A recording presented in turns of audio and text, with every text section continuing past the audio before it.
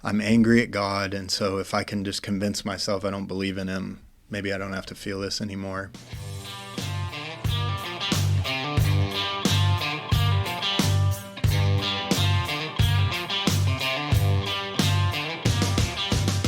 Hello, everyone. Welcome to Tracer Burnout. I'm Roger. And I'm Dan. And this evening, we have an in-studio guest. We have our first full-time pastor.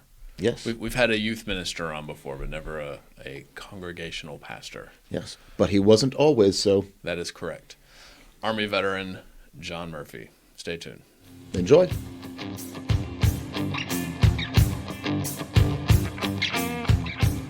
John, thanks for joining us and sitting down with us this evening. Yeah, good to be here. Awesome. So we usually get started with, does your family have a history of service? Not necessarily military. Yeah. Any sort of EMS, law enforcement, firefighter service. Yeah, so my dad's side of the family, most of them were military. He had 10 brothers and sisters. Most of them were in the Air Force, a lot of them fighter pilots. So I kind of broke the mold. My dad did too. He was in the Marine Corps. He's a fighter pilot in the Marine Corps. And then I joined the Army, broke the mold a little. Where'd you grow up? I was born in Arizona, lived back and forth between Arizona and California. Then when he got out in late 80s, we moved to Michigan, where my mom's from. So the rest of my life until I joined the military. No. Okay. We're what do they call it? Troll. I'm a troll. Under the bridge. Yeah. Okay. We've had a few Yoopers on. Yeah. So. Yeah. Okay. So then, was it the family's tradition of service that led you to join? Yeah. Yeah, I think it's interesting. I think I always knew, my earliest memories, and I don't think it was something that was forced on us or, you have to do this. For me, it was just as early as I can remember, there was just a strong sense of duty and honor and a desire to serve. I wanted to be a fighter pilot also, but I had bad eyes, so couldn't do that. Same. Yeah. So, with so much family history in the Air Force, and then your dad being in the Marines, why did you choose the Army? Yeah. So I was really interested in special operations as a kid. And so I, had I think it was Stu Smith did all the Navy SEAL workout things, and that's what I wanted to do. And my mom, this is funny looking back, but my mom was, I think, rightly afraid. And, I don't know if I want you to do that. And so in 2002, towards the end of high school, Black Hawk Down came out. Yeah, I remember. And she was like, all right, I'm going to take you to see Black Hawk Down so you can get a taste of, the reality of this, and you're not going to want to do it. And clearly that backfired. Yeah. Well played, Mom. Well played. Yeah, that movie inspired a generation of warfighters. And so soon after 9/11 too. Yeah. 9/11. Remember being a junior in high school, watching the towers fall, and I knew at that point. It was interesting because I just felt like my life's going to be different than I thought it was, and I couldn't have guessed what that was going to look like, but I just knew, especially once the second tower fell, we're at war. It's like, I don't know what this means, but we're at war. Yeah. You were in school the morning of September 11th? Yeah, I was. My dad was gone, so he's a pilot, and so I initially, all my friends are like, is that your dad? Is he flying? But I think maybe actually in the UP. I think they were camping. And, so I think it was, junior year of high school. What was, because you're the first person that I've talked to that was like that we've talked to about it, that was actually physically like in class, in school. So what was the reaction of like the teachers and the class and all that? I mean, Roger and I are a little bit older than you, so they would wheel in the cart, the audiovisual cart, AV team with the big CRT TV. Yeah, it would be ratcheted down. Oh yeah, yeah. So I mean, was there anything like that? Or? Yeah, they did. So we, if I remember right, I can't remember the period, but I know the teacher was just kind of tired that morning, and when the first plane hit, she was like, we're going to turn this on, watch the news for a while. So I think it initially started with, here's something on so that I don't have to wake up or teach right now. I forgot my lesson plan. Yeah. And so we're watching it, and I remember thinking, some numbskull, either wasn't paying attention or had a heart attack flying or something. I think we all thought that. Yeah. And then that second plane hit, and it was just, nobody could talk. I remember a lot of silence, and I just remember this thing in my chest that was like, this is gonna affect me greatly, and I was ready. When those towers fell, even as a high schooler, I was like, I want to take the fight to somebody's doorstep. Yeah. Yeah, it's pretty surreal looking back on it. Yeah. Did a considerable amount of your classmates feel the same way? Yeah, I remember a lot of silence, a lot of confusion, anger. There were a couple of us who ended up joining the military, not too many. But I do remember there was a couple of us who, and I kind of knew people who were interested in that. And I do remember a couple like, man, the war's going to be over by the time we're going to miss it. We'll be home by Christmas. Yeah, that's right. Christmas. And I thought that too, because I initially ended up on an Army ROTC scholarship to Michigan State, and thought for sure I'm going to miss this whole thing. And I dropped that to go. And yeah, little did I know, 20 years later, we'd still be in it. Yeah. Interesting. So you resigned your scholarship to enlist? Yeah. So interesting. I had a ROTC scholarship, joined the reserves freshman year, and I struggled. I always did good in school, but I think my heart was just so set on, like, this is what I want to do. Going to class was very difficult. And then I think it was April 22nd, 2004, Pat Tillman died in Afghanistan. So Pat was in the NFL, played for the Arizona Cardinals, and turned down a second multi-million-dollar contract and went to Ranger and Doc. And I just felt this, like, man, if a guy like that can drop everything and go out of a sense of duty, like, what am I doing? And I remember, I went and signed up and didn't talk to my parents, didn't talk to my girlfriend, who's my wife now. I had to talk to my to RCO, Lieutenant Colonel, who's a great guy. I really appreciate him. He really did try to graciously give me some wisdom, and was like, son, you've got a scholarship that people would kill for, and you're going to drop it and enlist. You could do the same thing, and and I was like, sir, I get it, I hear you, but I feel like I've got to go. So yeah, I dropped that, told my parents, who were not thrilled. So when did you enlist? Yeah, I think I signed that contract within a couple weeks of Pat dying, so probably early May, and then I shipped June of 2004. Yeah. You infantry? Yep. That was obviously a deliberate choice. Yeah. How did the conversation with the recruiter go? Yeah, it was interesting, because I actually he ended up later, when I was at the 82nd, in my same battalion. I came across him and got to have the cool, like, hey, dude, didn't turn out quite like you said it would. My recruiter lied to me. I told him, I'll only sign if I get a Ranger contract. And he said, oh, they don't do Ranger contracts. You get that, when you're at basic training, if you score high on PT. And of course, I know now that that's not true, but at the time I was like, oh, okay, so I'll go score high. It's not particularly false. Yeah. Because that stuff comes and goes. Yeah. And while you're at basic training, there are opportunities for airborne school, or selection. Well, now selection, but then also Ranger school and stuff like that. Those opportunities during that time frame, those opportunities did come up. during basic training. Yeah, I don't know about the contract portion at signing. Yeah. But he wasn't 100% wrong. Yeah. No, he was right. You know,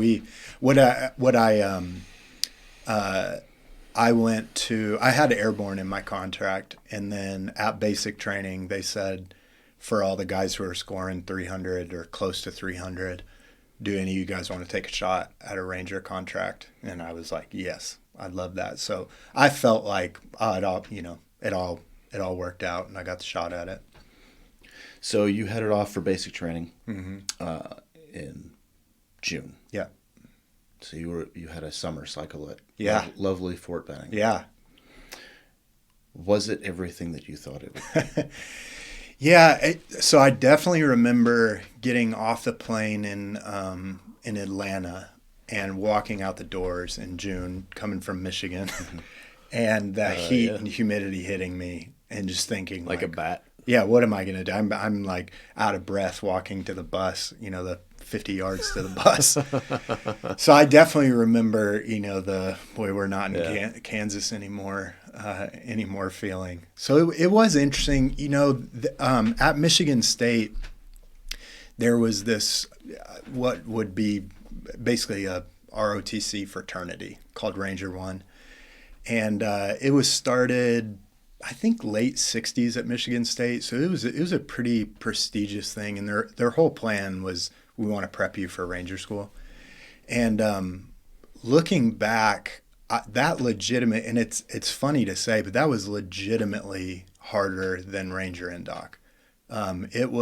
We had a crusty senior NCO who had been at Ranger Regiment.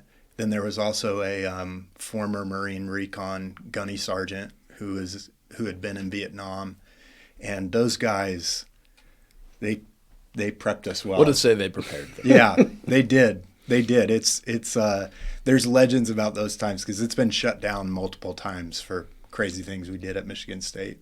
So basic was, I think the hardest thing for me at basic was maintaining what I thought was like a physical fitness level to actually, have a shot at Ranger Indoc. Yeah. And just being away. It was tough to be away from family and from my girlfriend at the time. Yeah. So you graduated basic training August-ish? Yeah, something like that. August, September, somewhere in there. 14 weeks, so end of August, beginning of September, something like that. And did you get to go to Ranger School? I went to Airborne first, and loved that. It is true what they say. It's 5 days of training stuffed into 3 weeks. It definitely it definitely could have been shorter. And and then got to go to Ranger Indoc, and that was an experience. The NCO who was in charge at the time did not want to be there. He wanted to be at war. And I think it was, the legend was on the last deployment, he had punched an officer. And so they made him come back. And so he took out all of his... Rangers lead the way. Yeah. He took out all of his, I want to be at war, not with you knuckleheads. On the privates. On us, yeah. Yeah, the legend very rarely meets the truth. Yeah, that's true. So, it got bigger and bigger over the 3 weeks. He left his nods in a porta potty. It's probably something like that. That's right. Yeah. So, do you think that you were prepared for RIP? Yeah. I was. And I, that was probably, for me, the first time in my life that the story for me was I didn't have it. I didn't have what it took. The reality of the story is I had a stress fracture that broke, so I got recycled into Medhold. And there was probably 50 guys in Medhold. There was a guy there who had his room. He'd been there for over a year. Oh. So in his room, he had a lazy boy, he had Christmas lights up. His girlfriend had shot him in the leg, and as one does. Yeah, I mean, it's a very Fort Benning story. That's Drill sergeant. Is this true? Yes, it is. So, it was my first experience of, when somebody who has a bad day or bad week can impact your career in a major way. So the first sergeant came up, saw that guy's room, got ticked off, and was like, "We're clearing all of Medhold, all you guys." So I was about to recycle, and he cleared everybody. Said, "You're all going to Fort Bragg," and so that was for me. That was for me pretty devastating. Yeah, stuff like that happens here at the Q course too. Yeah, yeah, it was pretty devastating. If that guy had been there for a year, how many times had the first sergeant been in that building and not noticed? Yeah. Looking back, I do wonder if he had, because I remember seeing him see that, and I remember his reaction as like, maybe there were rumors about about this guy. I don't know, but he blew a lid. It was an interesting day, and then a couple of days after that, before we drove up to Fort Bragg. You're reporting into Gavin Hall. Yeah. So you show up here at Fort Bragg and report to the All-American, home of the All-Americans, because you're already airborne qualified. Yeah. So there's only a handful of places they're going to send you. Yeah. And it's most likely going to be here. Yeah. So that's right. What are your thoughts when you step off the bus this time? Yeah, I was pretty devastated. I think for me it was like, that's all I want to do, and I even tried to. I talked to the NCOIC and was like, "Is there any way around this?" And he was like, "Hey, you'll get a shot again. Like, come back." So I was I was in the midst of an existential crisis. To be frank, I didn't have a good attitude. I didn't want to be here. And then when we showed up, there was a couple guys. So they kind of split us. Some of the guys went to 504, some 505. I was with a handful of guys that went to 2nd Brigade, 1st 325. And when we got there and were in the end processing, there were a couple guys who walked in. And they walked in with a swagger that I was like, "Oh, who are these guys?" And he just said, "Hey, is there anybody who thinks they have what it takes to try out for scouts, for the scout platoon, for the battalion?" And I was like, "Yeah, I want to do that. I don't want to be regular line. I want to do that." And so we had tryouts for scout platoon, and then that's where I ended up first. You had recovered from your stress fracture at this point? Yeah. Red Falcons? Yeah. Yeah. So what is the mission of Scout Platoon in an airborne unit? Yeah.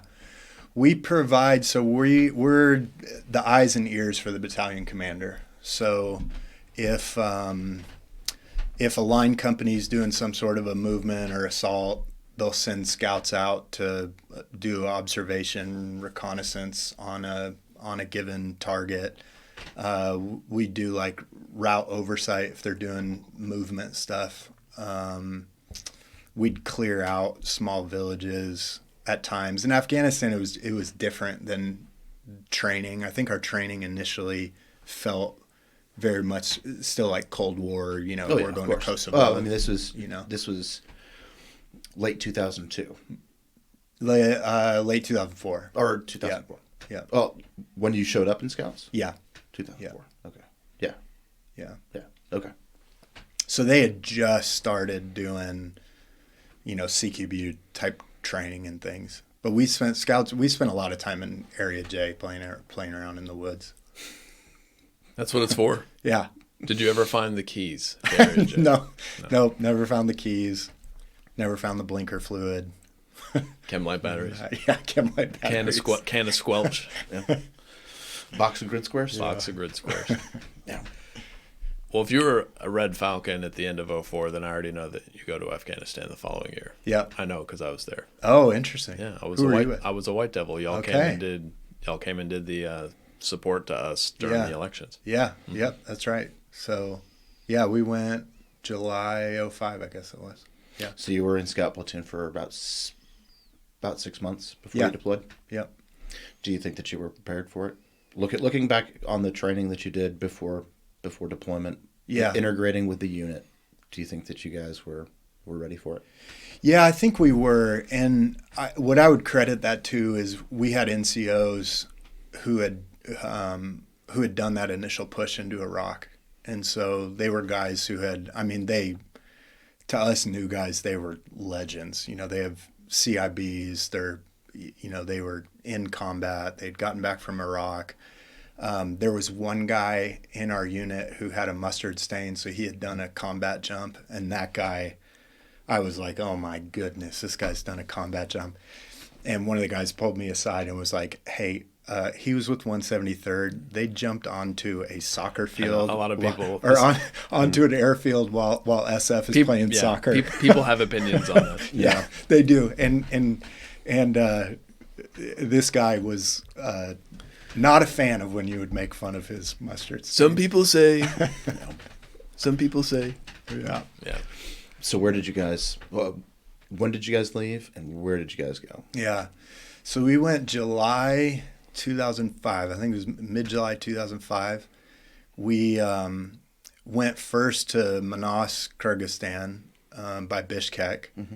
And that was just interesting because I think going in, I had this thought like we're going to get off the plane and kind of combat roll into a firefight. And I get to Manas and the Air Force has like a country western bar there. And, yeah, that's true. And honestly, all those renovations to Manas happened relatively quickly. Yeah, that's true. Because it was not that way. Yeah, it was not that way a couple of years before. I couldn't believe the buildup, and then so we spend I think a week and a half or 2 weeks there. And then we get to Bagram, same thing. They do it's funny. They didn't tell any of the new guys about what a combat landing is. So we're coming in on a C-130 and I was asleep. And then all of a sudden we're dropping fast. The drop. Yeah. Yep. And I was like, what's going on? And my team leader was like, we're taking effective fire. And it was just, and then I get off the plane and we roll up to Disney Boulevard, the Green Bean or Coffee, whatever it's called. There's a Burger King, and I was like, "What in the world?" And the guys were like, "This is not what your deployment is going to be like. Don't get used to it." Don't get used to it. Yeah. So I think we were there for a week or two, and then we left there. Some of the first 325 was down in Kandahar. We were in Wardak, south of Ghazni for a while, and then kind of between Kabul and Ghazni. And then we spent some time up in the Hindu Kush, which is interesting. It's beautiful up there. Yeah, Afghanistan has a lot of beautiful scenery. If it really wasn't does. just such a war-torn hellhole. For centuries, millennia. Yeah. Yeah, they could do some serious ski resorts there. Yeah, that's what I was thinking. A lot of money if they could just get their act together. Yeah, that's very true. I'm not putting my money. That's not the smart money. But. No. Yeah, that's fair. So investing in a ski resort in Afghanistan. So I would have been in Paktia. Yeah. In the White Devils while y'all were there. Yeah. So I remember y'all had platoons all over the place. Yeah. Doing support for the provincial elections. Yeah. It was the first elections. Yeah. Yeah. I was there. Yeah, that's right. A brave young small world. Yeah, that's right. Did you guys know what your mission was going to be going in? So one of the things that happened around that time, and this was interesting because I didn't realize this until I read the book Lone Survivor. But when we were going in, I remember they told us, hey, the area we're going to, there's a Navy SEAL team that was just ambushed. They're all dead. And so they were prepping us for, I want to say 20 to 30% casualties. They really were like, it's going to be bad. Mm-hmm. And I still have, I'd written in a journal around that time because I'd gotten married 2 or 3 months before we deployed. And it was a good young soldier does. Yeah. She'd spend her whole life in one house and then she got introduced to the military world. But I had written, I would have loved the chance to be a father and, you know, to do all this. But I mean, I was ready to, I was ready and felt like if this is how it goes, I'm okay with that. And, you know, I'm sad for my wife. And,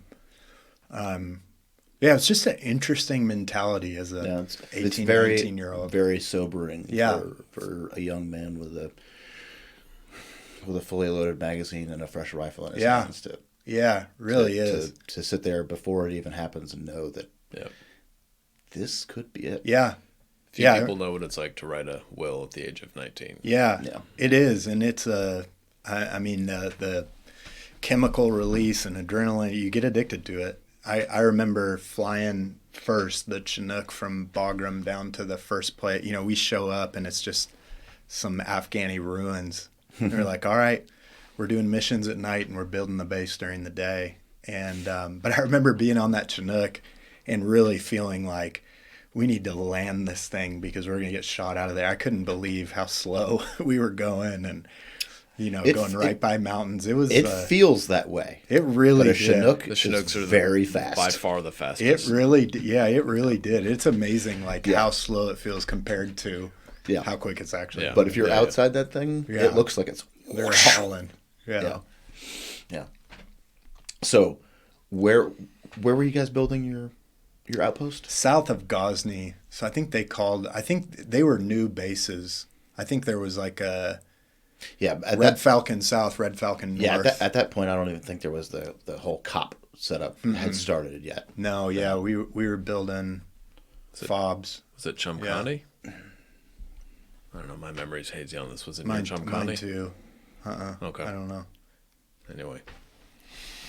So, when you guys were building your outpost, what did you guys build first? Yeah. Was it the latrine system or the chow hall? Yeah. Or the arcade. That's right. We so they had, I remember when we got there, they had built maybe 2 of the crappers. Real quick. Were you guys relieving somebody? No. Already? Okay, yeah. No. You guys were coming in and starting from the ground up. Yeah. So you were a surge force, so you weren't meant to be there for long. Yeah, that's right. So I remember initially there was bulldozers that were building up sand, and then after a while the HESCO barrels came in. I do want to say the chow hall didn't come very quick. I felt like we were eating MREs for quite a while. Yeah, for quite a while. I remember showers were not for at least 30 days. We were bathing in creeks. It's okay because if everybody smells, you don't smell anything. Yeah, that's right. That's right. When a clean person would come in and you're like, "What's that smell?" Ew, soap. Yeah.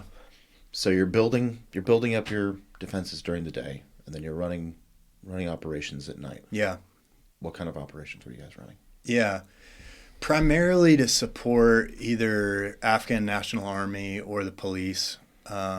You know, one of the key missions was there was a old fort or something, and there was probably 10 or 11 Afghan police there. And there had been chatter on radios, like the Taliban's going to come and try to take over this little police fort or whatever you want to call it. And so we infilled into that at night under the cover of darkness. And I think there was 2 scout teams who were there. It's probably 12 of us. For a handful of days, some of the guys left. And I think it was 1 team that was back there, and then we did that team. We got hit that night it was fascinating to see them kind of come down out of the mountains on motorcycles. So you're looking for one light, and it felt a little bit like a John Wayne Western. Mm-hmm. They're kind of even the terrain riding around this, and that was when I poke fun at the Air Force. I love to do it, but I learned to love A-10s that night. The Spectre showed up. Oh man, that A-10, the Warthog came in, and the idea of building a plane around a cannon is pretty cool. Yeah. I was a little sad when they retired those. It wasn't Spectre. It was no, okay. No, yeah. not on that one. They're both great, just different. But yeah, they're the same and yet so different. Yeah. So yeah, okay. Yeah, there's as a young infantryman in basic training, it is pounded into you that there's two jobs in the military. There's the infantry, and then there's support. Yeah. And while there is some truth in that, as soon as you come into contact with the enemy, you realize just how important everybody else is. Yeah, that's right. Yeah. You're like, boy, I love everybody else. You really, really do. Yeah. Whether it's dropping pallets of ammo that almost kill you. Yeah. Or it's a shot out of a plane that you didn't even know was there. Yeah. That blows a hole in a mountain. Yeah. Yeah, you find out very, very quickly just how important everybody else is. That is very true. Yeah. Yeah. Even our mortar guys, we made fun of them relentlessly.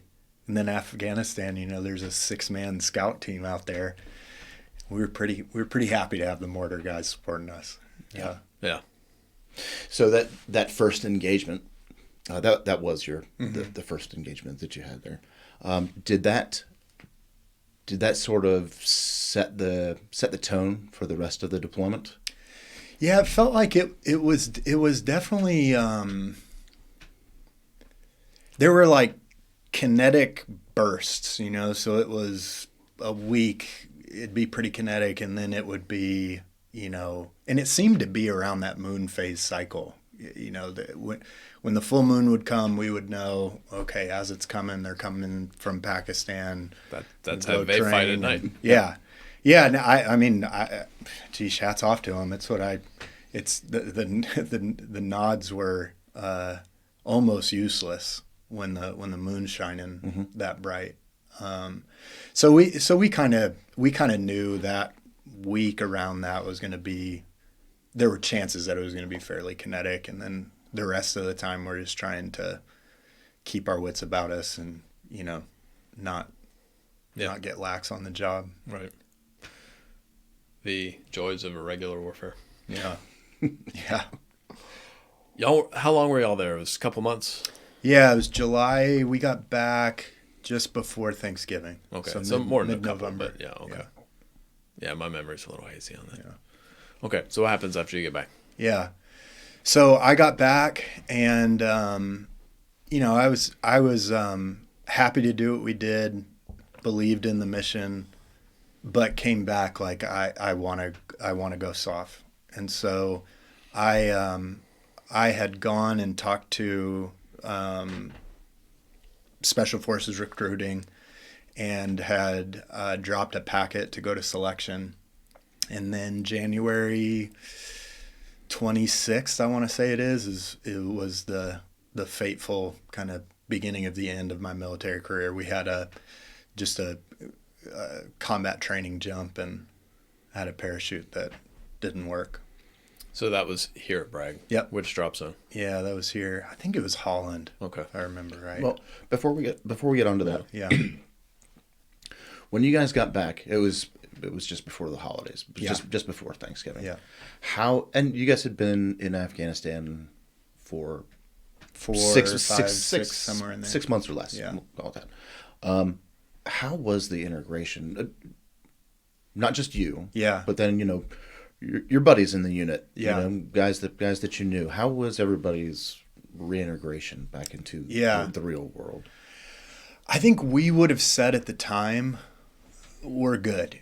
There was not, at that time, there wasn't much integration. There wasn't, I don't remember, other than, spending a week or two at Manas on the way out, and then getting back and, First Sergeant being like, don't get drunk, don't hit your wife, I won't hit my wife. Yeah.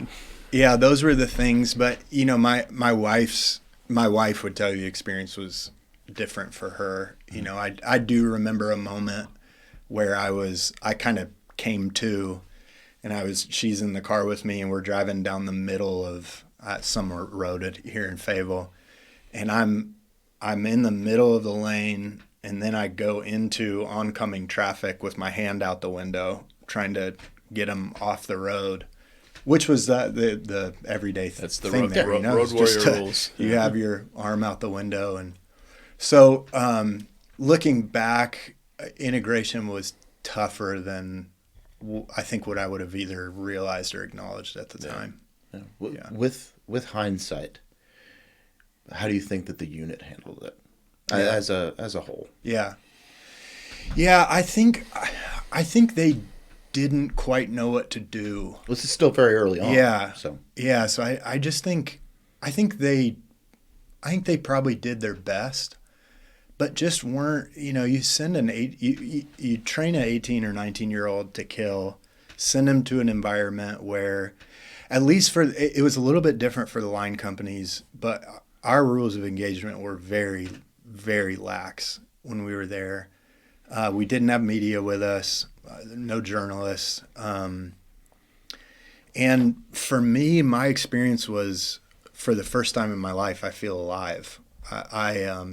It's weird because you hate it to a degree, but you love it at the same time. And so coming back, I don't know that I would have had language for it, but I was happy to be back. I miss my wife. And I also felt like I want to do that again. It's while you're there, you miss a lot of the amenities, the creature comforts that you have, back home. Yeah. But you're actually doing your job. Everything that you have spent your entire time in service training to do, you are doing it. Yeah. And that's great. And if you could just have the amenities with it, that would make it close to perfect. Yeah. But then when you get home, it's the opposite. Yeah. It's you have all the amenities back, but now you're back in a training cycle. Yeah. And it was. I was definitely not prepared for going from everything being very, what I would call simple. It's just you have a job, you do the job. Then coming back, and within a couple weeks, I'm out here picking up cigarette butts and doing area beautification, and so it for me, it awakened something deep in me that I mean, it would take me quite a long time to even acknowledge that was something that was awakened, and but it gave me it gave me an outlet. And then I came back to normal life and just reflecting on that. I just didn't know how to do that. It's something that it's the whole if you know, phenomenon where it's you get home from a deployment like that and you're thank God to be alive. Yeah. And at the same time, there's nothing more in the world you want to do than to go back. Yeah. And you're confused with yourself. Why am I thinking this? Yeah. Because that's almost the definition of insanity. Yeah. Why would I want to do this? I just spent the last year, 15 months, whatever it was, putting my life on the line every day. And now I'm home and I'm safe, which is all that I wanted while I was there. Yeah. And now that I'm safe and at home, all I want to do is go back. Yeah. If you know, you know. Yeah, Sebastian Unger has this great TED Talk, a journalist who's with the 173rd and Restrepo and Korengal, called Why Soldiers Miss War. And that's the only time that I've heard a civilian nail it. I was like, he has spent it. He has spent a good amount of time in the trenches with the guys doing the fighting, all over the place. Yeah. So, yeah. I remember when we were that deployment from the White Devils, we were wrapping up, getting ready to come home. We're high-fiving on the objective, getting ready. We're in Bagram, and one of the NCOs in the company, I don't remember who it was, made kind of an offhand comment that has stuck with me to this day. And he said, "Hey, everybody, have fun. We're going home. It's all good stuff. But for some of you, you will never again feel as cool as you do right now." Yeah. And I'm a young guy, yeah. What are you talking about? And to this day, that comment is still sticks with me. Like, Yeah. I don't think I've ever been that cool ever again. Yeah. Yeah. That's one of the memes that my buddies and I send each other regularly. You guys will get this because military, you process hard things through dark humor. Mm-hmm. And what? it's a guy probably in Iraq who's peeking around a corner, and he's got a saw, and he's taking effective fire. You can tell from the picture, and it says PTSD, and it's realizing you'll never be this badass again. I was like, yeah, that's fair. Yeah, for a lot of veterans, that is very, very true. Yeah, I have a gift that I'm going to give you right now. I'm going to give you the closure that you've sought for all of these years. All these years you've thought to yourself, those white devils that we showed up, deployed for a couple months, then left and got home in time for Thanksgiving, and then we left them behind. I wonder, were those guys ever bitter about this entire situation? And the answer is yes. The answer is yes. That's very fair. That's very fair. So you guys got back and you integrated to the best of your abilities and everything. Don't drink and beat your wife. Yeah. Yeah. No. Yeah. I mean, Drink too much. That was pretty much everything. Yeah. How you had said that you had put in for a special forces packet, and you were, trying to prepare yourself to go. How long had you been back before the accident? Yeah. So 2 months. Yeah. Maybe a little over 2 months. Wow. So like right after the holidays. Yeah. So we went on leave. Yeah, we went on leave, came back, and then it was into January. So a few weeks after we got back. Because we were ramping up again you guys know, there's always rumors. Like, we're going here, we're going here. For a while, we're going back to Afghanistan. Back then. Yeah. Yeah. And then it had looked like we're going to, which, they did end up going in 2006 to Iraq. So we were doing a train up again. I remember getting back from block leave and even kind of wondering, like, geez, are we going to go before I even have the opportunity to go to selection? Yeah. How long was your initial enlistment? 4 years. Yeah. So you were getting pretty close to re-enlistment time frame. Yeah. Yeah. Yeah. Your window would have been at that point, it might have been open. Yeah. Yeah, it was definitely close. Yeah. I remember that. Yeah. Sometimes they push it out to like 18 months. Yeah. Sometimes it's at 12. Yeah. So I don't remember what it was back then. But yeah, so it was getting pretty close. Mm-hmm. But that was not to be. Yeah. Yeah, and for me it was the dream coming in was like, I want to go to Ranger Regiment, and then I want to go to either RRD, Ranger Reconnaissance Detachment. I think it's now Ranger Reconnaissance Company or something now. Those were all I remember being at Benning and seeing guys with long hair and beards running around in Ranger panties. And I was like, I thought Delta was at Bragg. And they're like, oh, no, that's RRD. And I was like, that's what I want to do. I'm in. So I was like, I want to do that. You did it for the shorts. Yeah, that's right. It was like, Dan, you're like, they all do it. They do. Let me show off his legs. I have worn nothing but Ranger panties since 2004, legitimately. I call them my multi-purpose shorts. My daughter hates them. Mine too. Yeah, she hates them. She's like, Dad, you have underwear on. I have a friend coming over. They're multi-purpose shorts, dear. So, I wanted to either do that or, go do the long walk with Delta. And then getting here, I realized at that time, there was like, I know a guy who I think he was an E4. I don't even know if he was promotable, but it had combat deployment, and he got to go try out for Delta. So they were there was a lot of opportunities to at least have a shot at going. So I was, grumpy for a while about this is what I wanted to do, and I thought about that first sergeant all the time, and then I was like, okay, no, there's another pathway here. This is what I'm going to do, because I had planned on, I wanted to stay in for a career. There's nothing else I wanted to do. And then that fateful night. So did you say you already had a selection date? Yeah. Okay, so Yeah. it's coming up. Yeah. Is this and you're doing a night, is it a night jump? Yeah. So presumably not your first jump back. Right. Okay, because Yeah. we wouldn't generally do that.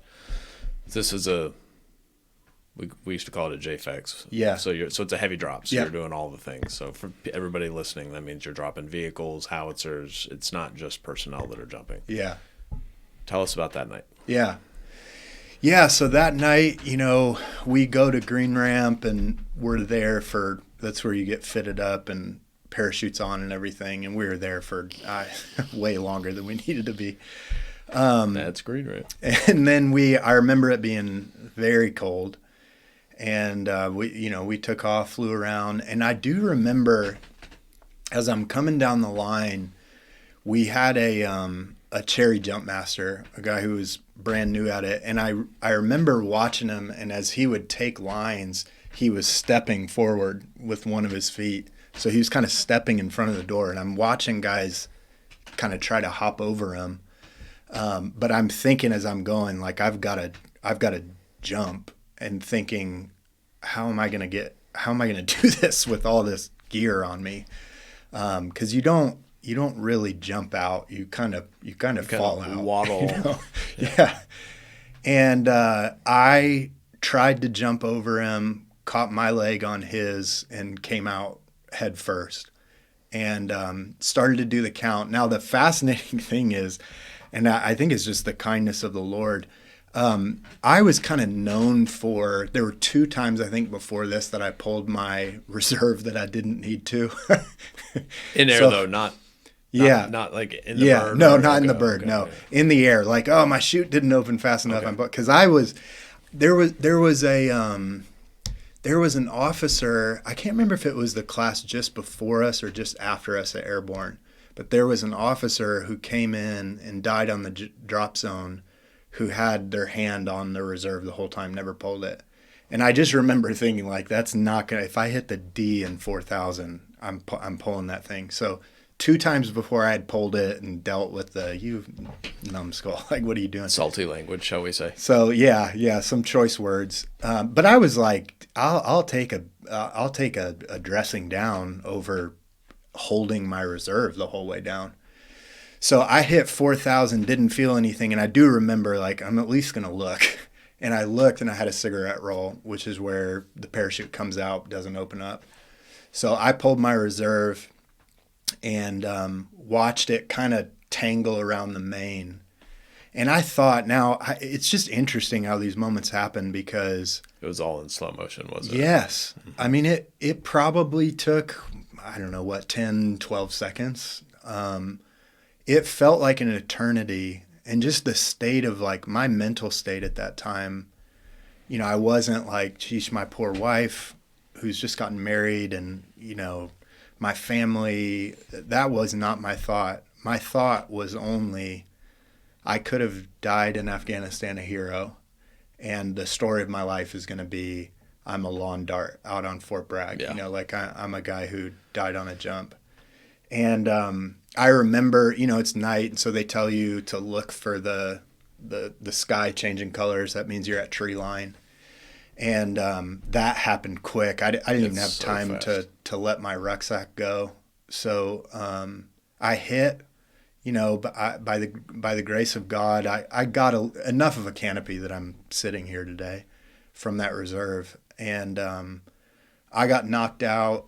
Came to, there was one of our docs who landed real close to us, and he came over and he was like, "Are you good?" And I was like, "That sucked." Were you getting drugged? Some other choice words. No. So he had unhooked Popped me. You. Okay. Yeah. And I just came to, he's over me. He's like, Murphy, you okay? Are you with me? I'm like, yeah, I'm good. And I started to try to get up, and he was like, no, nope. Stay down. And I was, I was in shock. Looking back, I was in shock. So I don't know. I couldn't have been out for that long. But I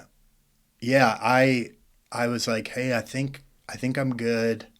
Like I'm hurting, but I was a bigger guy, so I didn't have a jump that didn't hurt. So I didn't really have a framework for like what a really bad jump was. So every jump hurt in some way. And I remember being like, I think I'm okay. I think I'll get to the rally point. So I packed up my chute, went to the rally point, laid down to wait for guys, got in position, and then that's when like everything hit me, and I was like, I'm not good. There's something seriously wrong, and they took me to the medical Humvee. The FLA. Yeah. They checked me out, and then they were like, we got to take you to the hospital. So I went to the hospital. I think my wife, because I had told her, I think we were supposed to be back mid-morning or something like that. And but she just kind of knew, it's the 82nd, like no news is good news. So mission could have got extended or something like that. So I think I got back home around noon that day. I went to the ER, and there was going to be, I want to say that they said like a 6 or 7 hour wait, and I'm miserable sitting there. And I just said like, hey, I'm good. I got shaken up, but like I'm fine. I don't need to be here. But that was just I was so miserable sitting there. The idea of like just sitting there, I was like, I just need to get home and go to sleep. So real quick, Yeah. the FLA evacs you Yeah. and took you to the hospital. To Womack. To Womack. the Yeah. ER. Oh yeah. Yeah. Okay. Yeah. Okay. To Womack. Okay. Though the range control will call down to Womack and say you've got a FLA with 5 injured paratroopers they're on the inbound, way. and the ER is waiting for you. Yeah. Yeah. Okay. In theory. Well, no, Yeah. That's just a Yeah. point of clarification. Ask me how I know. Yeah, yeah, that's right. So at the hospital, they gave me I was like, I think I just need to go sleep it off. It'll be fine. So I got Valium. At that time, things have changed now, but at that time it was just Candy. yeah, we'll just give you whatever it takes to keep going. So I called my team leader and was like, hey, can you take me home? And he took me home, and I was hurting. I was having trouble walking. So my wife is like, what's going on? And he was like, hey, he had a jump, parachute didn't open, but he's okay. I think she looked at me like, he does not look okay. He is not okay. And I went home, slept, and I just, it's funny because people will talk about like, man, was the medical care really that bad? And looking back, I think it's a fair question, but it just was, there's just a mentality that's ingrained in you that's like, eat, drink water, change your socks. If it's really bad, take an E, face out, pull Motrin security. 800, Yeah. So I was just like, I can't let the guys down, and I just got to gut through it. And so I got very addicted to Percocet and Valium. Kind of ate those like they were candy. But I was losing bladder control and hurting all the time. So what was the prognosis ultimately? Well, it was probably, so that was January. I want to say it was April, May that I finally got an X-ray. And So you were just fighting through for about 4 months. Yeah. And the X-ray, I went to a chiropractor off base. And I just said like, hey, they're giving me meds, and the meds take the edge off, but there's there's something going on. There's something not right. And I had, in football and stuff, I'd seen a chiropractor and was amazed by, I throw my neck out or something and see a chiropractor, and it ends up being better. So I thought like, chiropractor, you can fix me. And he was like, well, what do the x-rays show? And I was like, I haven't done x-rays. And he was like, you got knocked out on a jump. You haven't done x-rays. And I was like, well, to be fair, I haven't asked for x-rays. And he was like, they should have done x-rays right away. And I was like, I didn't really give him a chance to do x-rays. So he did an x-ray. I remember he came back in right away and was like, you broke your back. L5, S1, both compression fractures. I know them So well. I was like, okay, all right. So at that time it was like, well, at least there's an answer. And so I went back in, they did MRI, did CT scan, and they were just like, hey, you're not going to be able to do this job anymore. And that sucked because I had found out. So late January was the jump. I found out on Valentine's Day, so a couple weeks later, that my wife was pregnant with our first son. And that was for me like, what am I going to do? You know? And they were like, well, you can reclass to like, but the idea of doing anything else was like, I don't want to do that. And so I also felt like, gosh, man, why did I go get that X-ray? I should have just, I could have played dumb. Well, just got it through. But you had SFAS on the horizon. Yeah. Did you wave that off at this point because of the doc did. Your injury? Yeah. Okay. So the profile they put me on negated that. Yeah. Yeah. So you had a couple doors closed on you. Okay. Yeah. And then the guys deployed in, I want to say June of that year. So that was tough. Yeah. Waving everybody. Yeah, it was tough at the green ramp. Tough. And then that Iraq deployment was bad for them. Yeah. And that for me, like my PTSD is all related to not being on the roof when those guys, died in Iraq and feeling like I should have just, sucked it up and should have gone. Yeah. Let's take a quick break and then we'll come back. All right.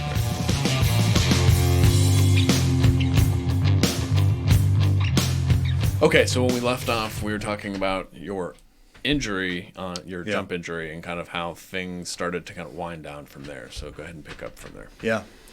Yeah, so, the news that my military career's over was really difficult.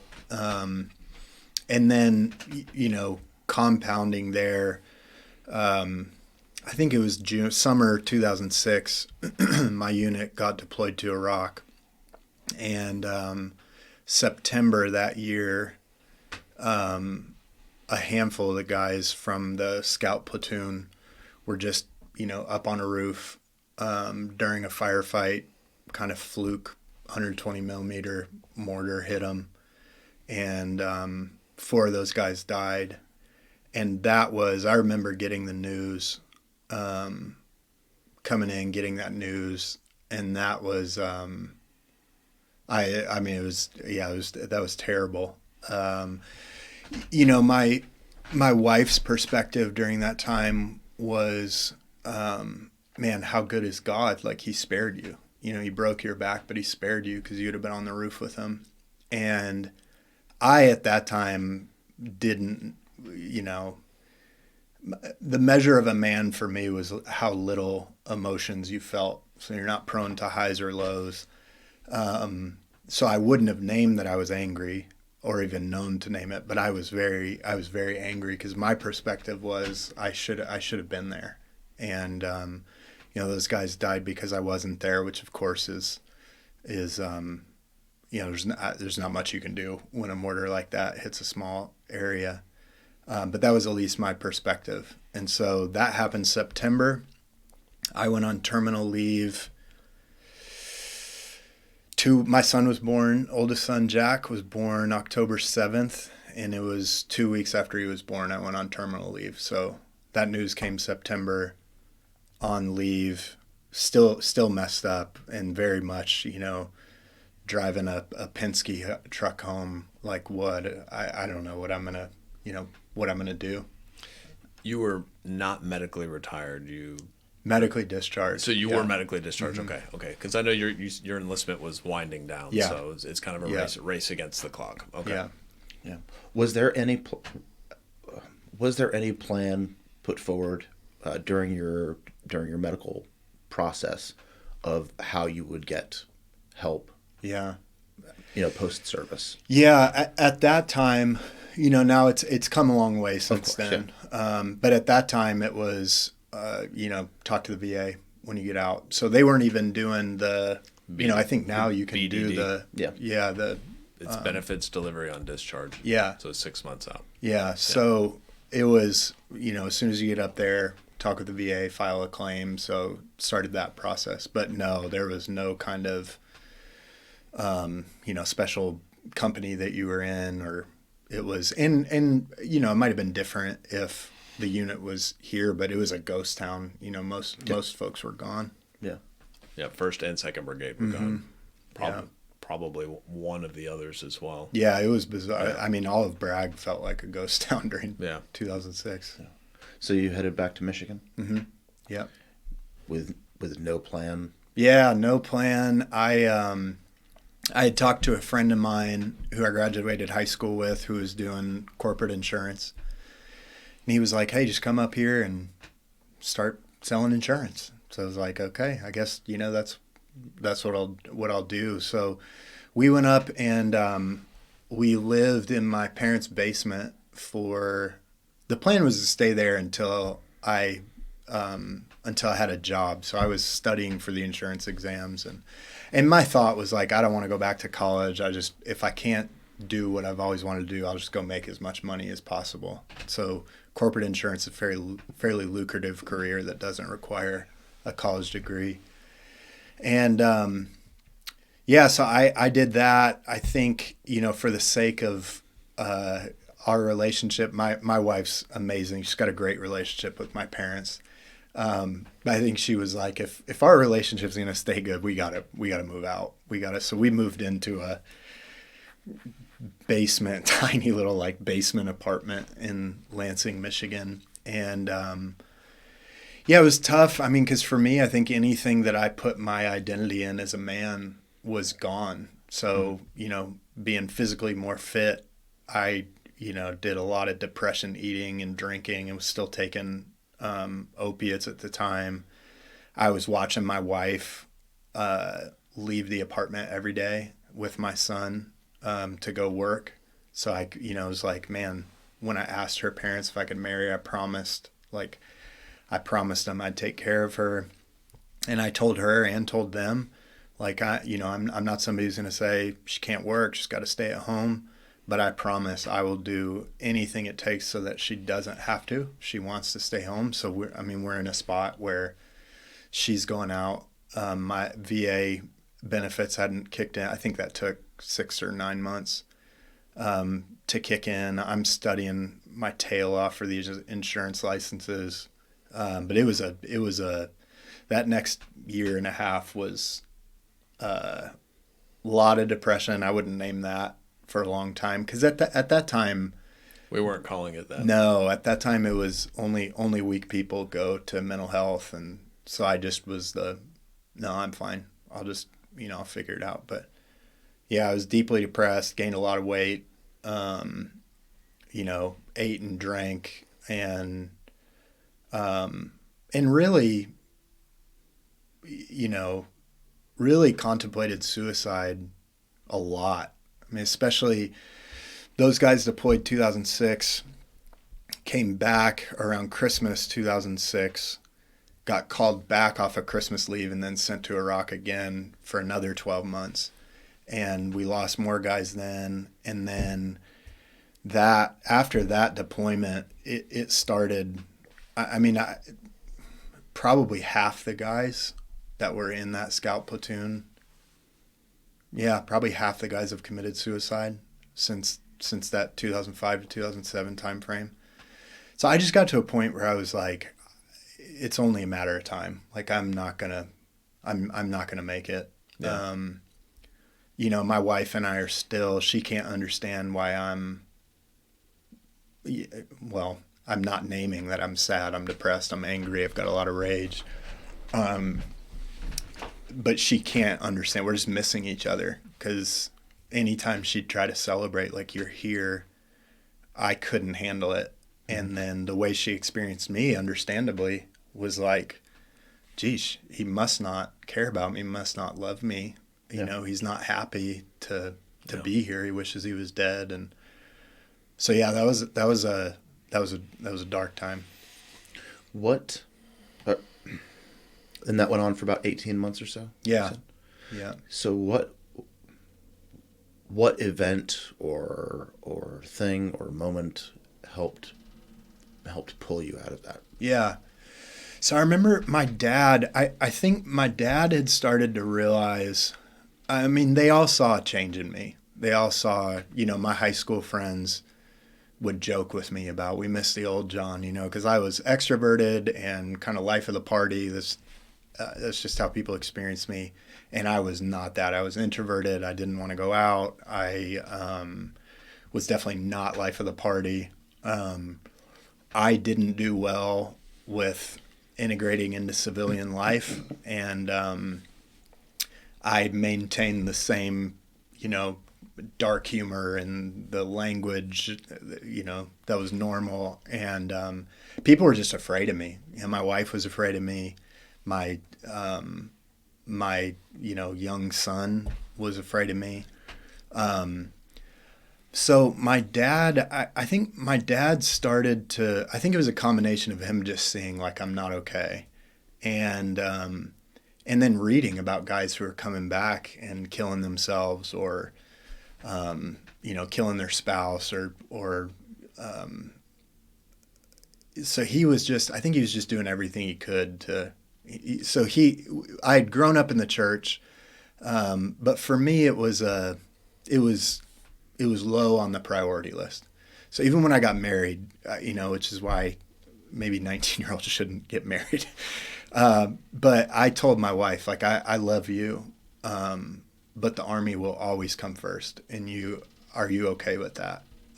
Which is not a very romantic proposal. Sorry, the other side to that is women think they can change us. Yeah, that's very true. That's very true. Yeah, she's like, hold my beer. I'm gonna fix you.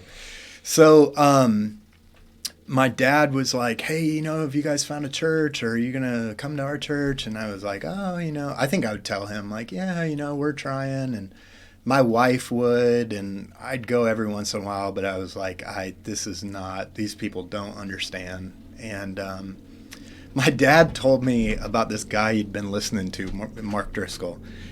And he was like, I've been listening to this pastor in Seattle, and, he watches UFC and talks about beer sometimes. Like, maybe you'd like him.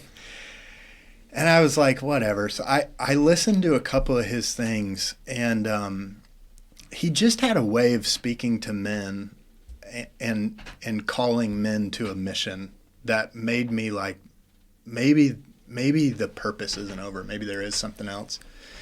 We got plugged into a church up in Michigan. And the thing, honestly, that turned it around was I grew up in like the Sunday school world. So the idea of like a small group where you get around and talk was really weird for me. So we're in someone's home in this, life group. And I'd never heard someone talk about, like, to my knowledge, needing Jesus in the present tense. Like, my perspective was Jesus dies, he gets you on the team, and then you work really hard and then he's up in heaven, stay on the team. Yeah. And my life was like, I just sucked at working hard, and my life didn't look like a Christian, what I thought a Christian's life should look like. And so we're in this group, and I was kind of blown away. People were talking about current sin, not just like, oh, I used to, look at porn. They were talking about current sin, and I didn't really have a framework for that. And I remember driving there one night and telling my wife, I'm going to prove to these people that they're not as accepting as they think they are. And so that night I hadn't talked. I just said, none of these folks have been in the military. I said, when I walk down the street, I see people and I think about hurting them. What's Jesus say about that? I don't have a reason to think that. I said, like, every time I see someone who has Middle Eastern descent, I feel hatred and rage in me. Like, what does Jesus say about that?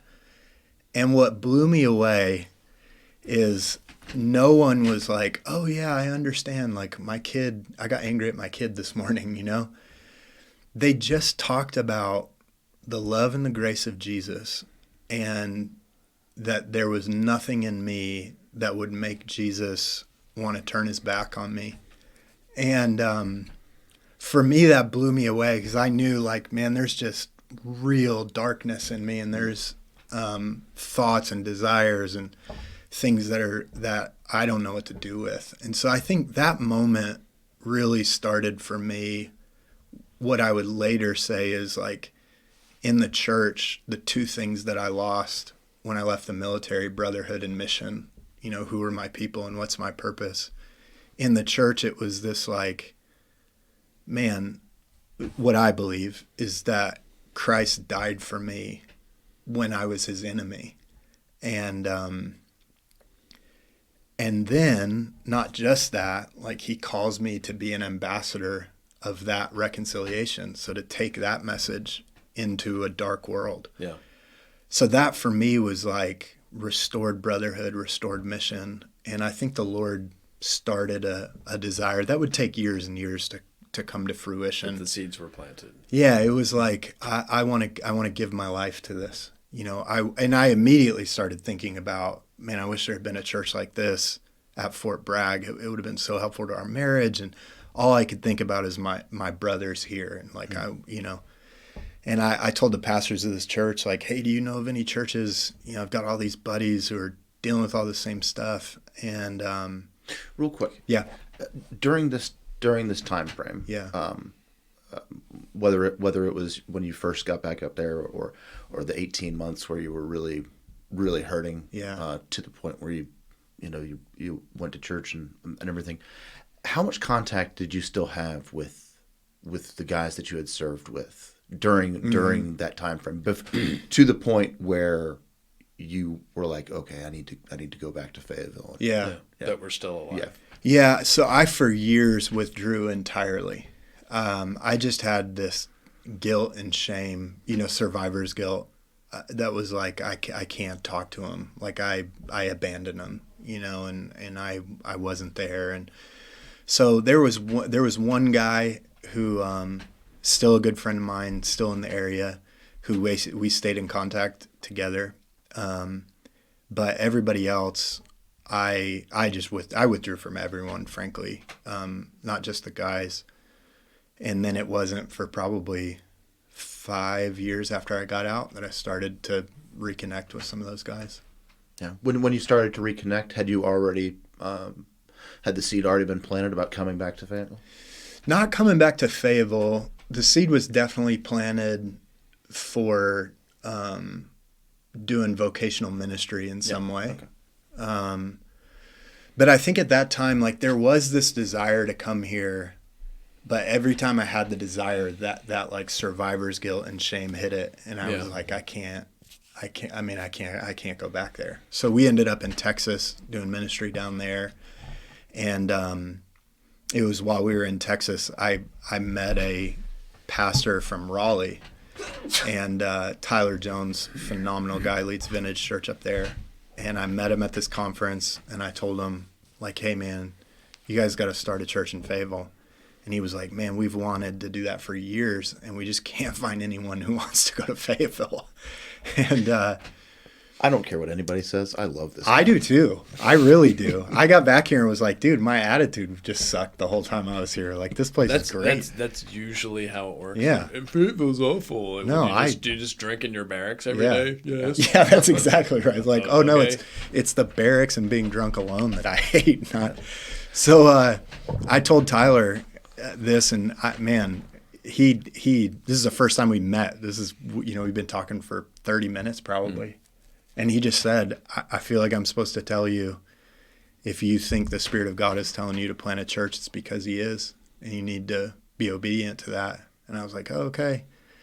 And I was like, I'm not even going to bring that up with my wife. And another like, scene in this place. Like, let's move. In fact, I did a couple months later. We had moved in Texas to this other town, and we're unpacking. It's just funny, the timing. And I was like, babe, there's this thing in me that I think the Lord might be calling us to move back to Fayetteville and to start a church. And she said, now to her credit, this woman is amazing, man, and the Lord has definitely called her. But she would tell you also, she said, John, I am so sure that the Lord doesn't want that I don't even need to pray about it. And I was like, okay, it was like, all right, I'm not gonna. Here's your sign. Yeah. For me, there was this, I think I was trying to outsource calling at the time, because I was just talking to everybody, like, maybe if I know someone's going to do that, it'll get rid of whatever this internal fire is. So when she said that, I was like, oh, clearly we're not called to do that. My goodness. She smothered it in the cradle with a pillow. Yeah, that's right. And then about a year later, we were in a truck. headed to North Carolina. Yeah. So how long had you been in Texas? Yeah. Total. So before you packed up again to come back to the NOM. So we moved from Michigan to Texas in 2009 into 2009, and then we were in Texas for two and a half years. Okay. So we moved back. We moved to Raleigh for a year in 2012, and then back to Fayetteville 2013. You linked up with the pastor in Raleigh? Yeah, and we did a year-long church planting residency there. Okay. Yeah. Okay. So when did you finally start work here in Fayetteville? Yeah. So we moved here April 2013.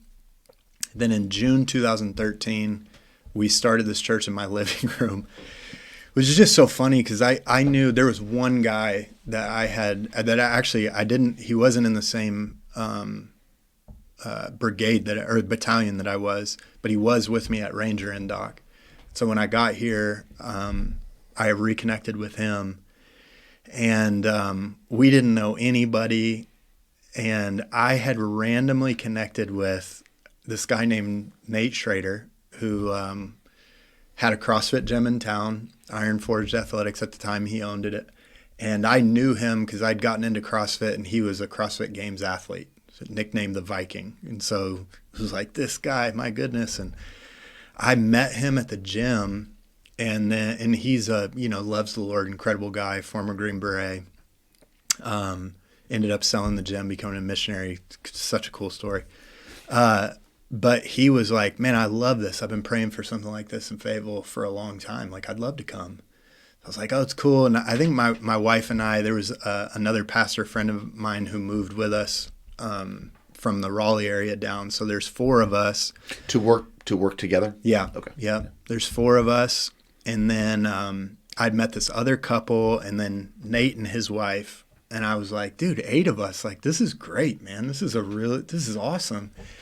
So we did an interest meeting where it was like, let's talk about what we think the Lord's calling us to. And we had like 30 people that night. And it was crazy because it really is like Nate Schrader. He was like the 7 degrees of Kevin Bacon in Fayetteville. So people were showing up to our house, and they were like, is this a spot? And we're like, for what? I think so, Yes. So Nate's he's just a catalyzer type person. So there was a bunch of folks, and then we started a Bible study in the CrossFit gym, and then ended up we met in the living room for a few months till there was about 60 people. And, Nate was like, dude, this is weird. And I was like, yeah, it's weird. It looks like a cult, man. It was like, come to our house on Sunday evening. Did you have the awesome beard at the time? So, yeah, okay. yeah. Then, like, yes, we definitely very like culty, yeah. And Nate was like, what's the plan? And I was like, I don't know, man. And he was like, what if we met at the gym? And I was like, that'd be cool. Like, what would you charge us? And he'd be like, it's free. And I was like, well, that's in the budget. We could do that. So we started meeting at the CrossFit gym, which is funny because that's not any less cult-like. that's like I wasn't gonna say it, a little bit more to look a little less cult-like. Let's go to the CrossFit gym next to the vegan restaurant. Yeah, man. Like, I totally judge everybody who was with us at the beginning and like trusted their kids to us. It was a loyalty test. Oh, it was so sketchy. Now, there's a history there. Were you apprehensive at first at being a small Christian outpost church with a Viking? Yeah. Okay. Yeah. That's exactly. I mean, there is an interesting history. I was like, Nate, are you really like? Do you believe this, or is this a? I swear by Odin that I believe it. Yeah, that's right. We're talking about Odin, right? We're like, no, Nate, different church.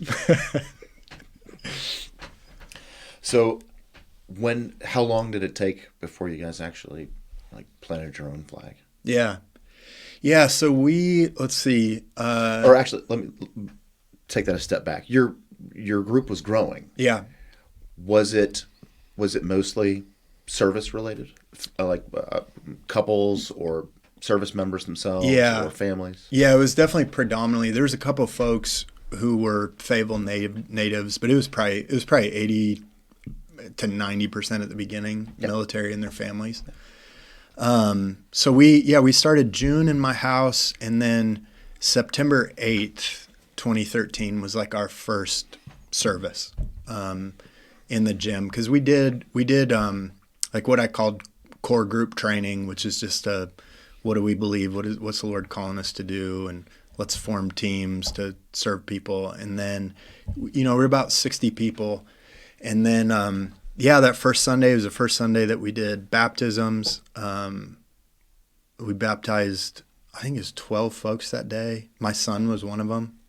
Really cool moment as a dad.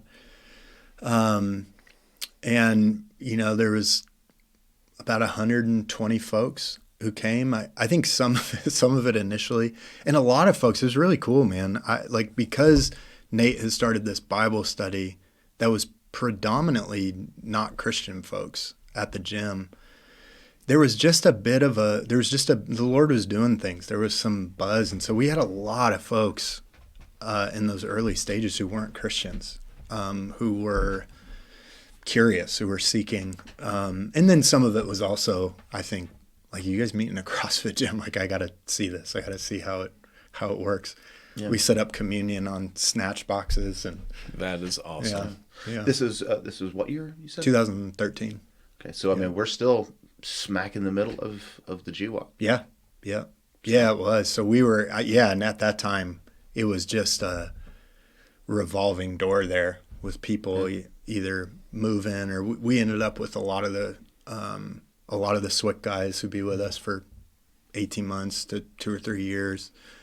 But a lot of folks moving, a lot of folks deploying. Yeah. Good. Did you have the name for the church? Yeah, so so this is the first. I've planted 2 churches in Fayetteville, and I'll get to that story. But this first one was Veritas, it's the Latin word for truth, which had been for me a big part of my story, because I'm an all in, all out type person, and I just got to the point where I was like, I can't keep pretending that like I'm a Christian or that this is my thing. I remember, the same thing. It was 2007, beginning of 2007. I had told my dad, like, I don't believe this anymore. I don't think I believe it. And my dad asked me, and I'm glad he did. He was like, okay, if you don't believe this, what do you believe? And I hadn't considered that question.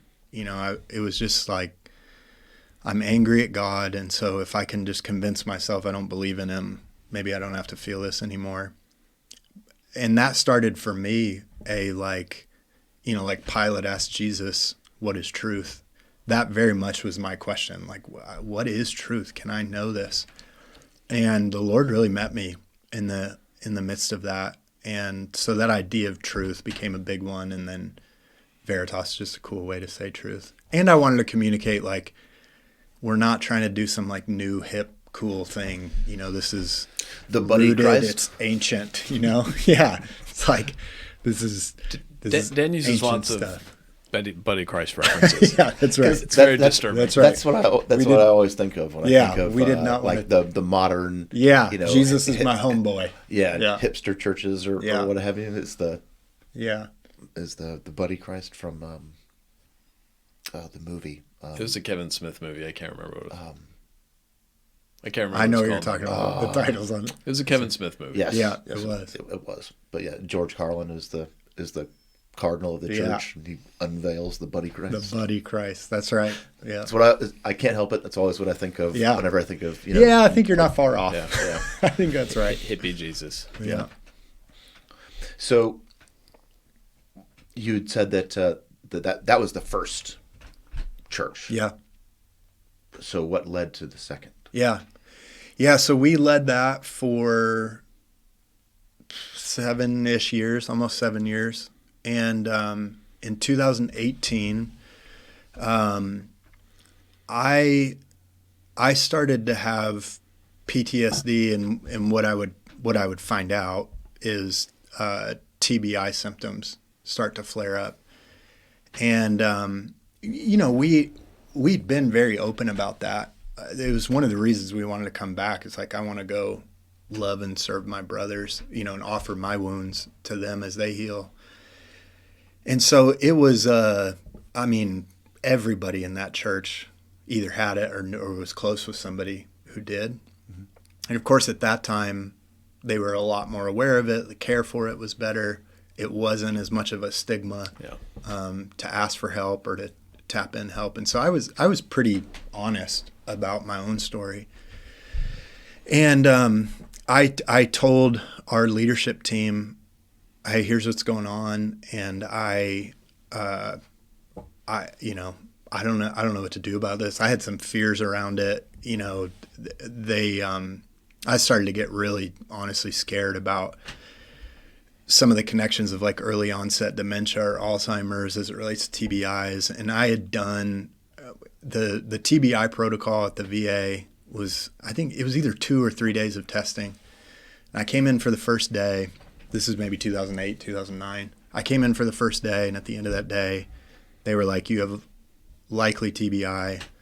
You got to come back. And I just didn't go back. And I think for me, it was this like out of sight, out of mind. It's like, if I avoid the problem, then it's not really it'll there. Get better, So, we had honestly, the thing that did it for me was this narrative of like weakness in me causes other people to get hurt. That was a big narrative in my life, even before the military. Which can be true in a small unit. Yeah. It's tough when you've got, some data there. We had a foster daughter at that time. We had her for about a year. And that situation, I just realized like we're going to lose her. That's a whole, long story, how the county here engages that process, unfortunately. But we realized like we're going to lose her. And I just had this like, no matter what I do, I can't stop this. She's going to go back into the situation that's going to be terrible for her.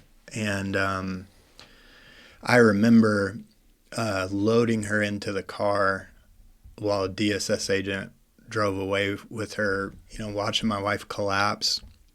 And this narrative comes up again, like, man, there's something in me that when I am weak, because I started to name these things, people that I care about get hurt. And so I bring this up with the leadership team, and I was also experiencing memory gaps at the time, which was interesting. So it wasn't like, I remember college, blackout drunk, wake up, like, I don't know what happened last night. These were like functional memory gaps, kind of like long periods of time where, like when you're driving somewhere and, you get there and you're like, I don't remember anything about the drive. Even getting in the car. Yeah. Mm-hmm. It's like those type of things. And I'd had one that was a bad one. And I, talked to these guys, and they were like, hey, we want to give you a sabbatical and give you some time to kind of not figure this out, but kind of some dedicated time, which I was grateful for. And I knew we had some, frankly, I was just inappropriately vulnerable with people these are guys who hadn't been in it. 2 of them had been in the military but hadn't deployed, so they just didn't get it. So there was some conflict on the team around that, and I was like, I don't know if it feels right for me to go away for 3 months, but okay, yeah, this would be great. I'd love to. So I did. I spent some time with a Christian psychiatrist up in D.C. who's phenomenal, Dr. Kurt Thompson. He's written a lot about shame. That was like life-changing experience for me. And I came back from that to a meeting where, I was supposed to like give an update on the sabbatical and what the Lord teach me and all that. And I realized about halfway through this meeting, this is a different meeting than I thought it was. And so the meeting actually was... You were interviewing for your own job? Yeah, the meeting actually was, we don't want you to come back. And so, that was... that was tough, because we were like, man, we've like given everything to this. And so we ended up moving to Oklahoma. I have a good friend who leads a church out there, and he was like, why don't you guys come out here? We'll bring you on staff. And I was like, dude, Josh, I am bringing nothing to the table other than like a lot of baggage, a lot. Like I'm coming in with a big limp.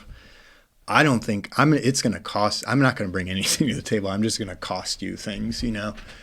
At that time, I thought God was done with me. I thought he had like squeezed everything out of me that he was going to and kind of thrown me away. And what's weird is I wasn't saying that negatively. I was kind of like, you know, okay, if what the Lord wanted was 6 years and all these, you know, people who had come to Christ and been baptized, and okay.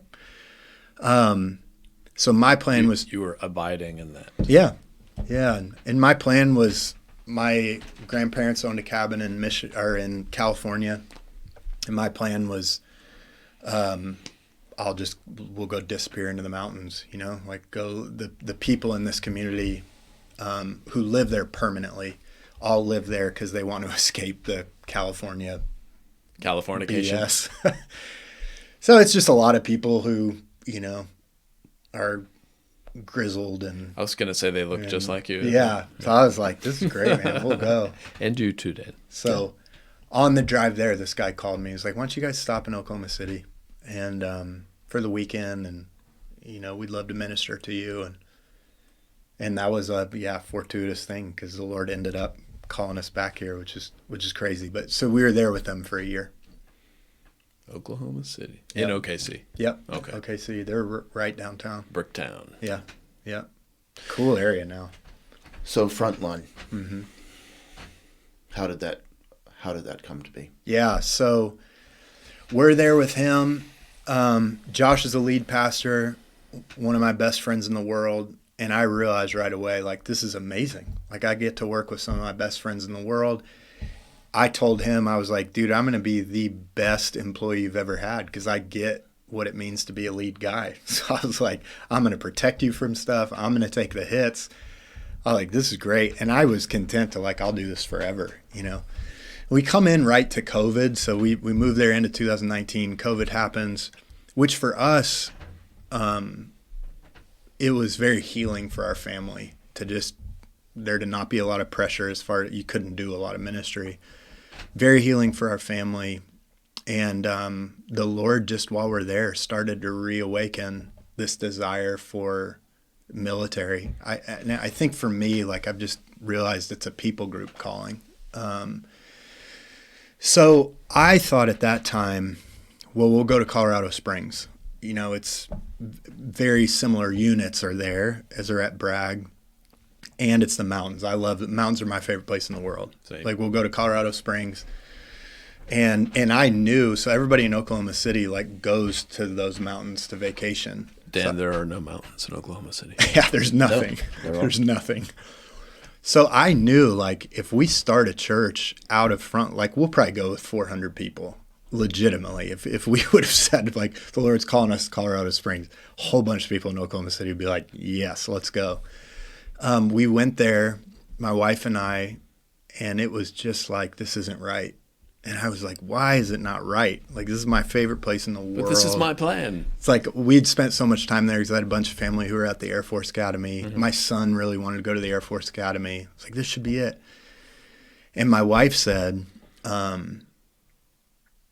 it's not right because we're supposed to be in Fayetteville.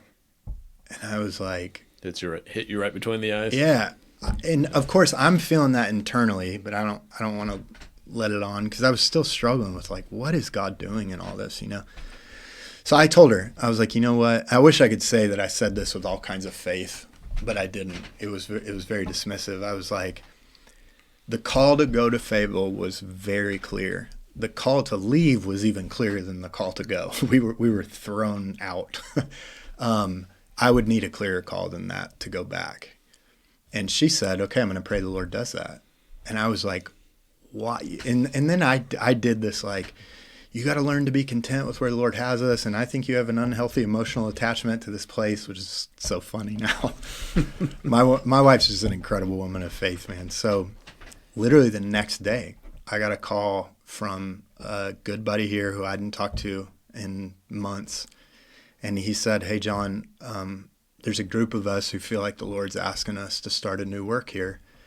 And when we started to think about who do we want to call as a pastor, you're the first guy we thought of. And he was like, now I understand. You got your teeth kicked in last time you were here. So if it's not you, I get it, but will you help us find whoever that is? And I told him, hey, man, I'll pray about it, but for sure I will do anything I can to help find whoever that guy is. And then I hung up the phone, went and was like, Kristen, do you call Danny? did you call Danny and David? And that started. I went a couple weeks later. I went to Josh and was terrified of that meeting because I had told him, like, I'll stay here forever, man. I've got your back. And I told him, and to his credit, man, he's an incredible man of faith too. We were sitting at a brewery in Oklahoma City, and he said... In Bricktown? Where was it? This one might have been in Bricktown, actually. Yeah, I think maybe. So he said, let's fly out there, meet with folks. And his son was getting real close to joining the Marine Corps. So Josh had really developed a heart for military context. And he came out here. It was like we land here, drive into the city, and both of us are just like, this is it. This is what the Lord's doing.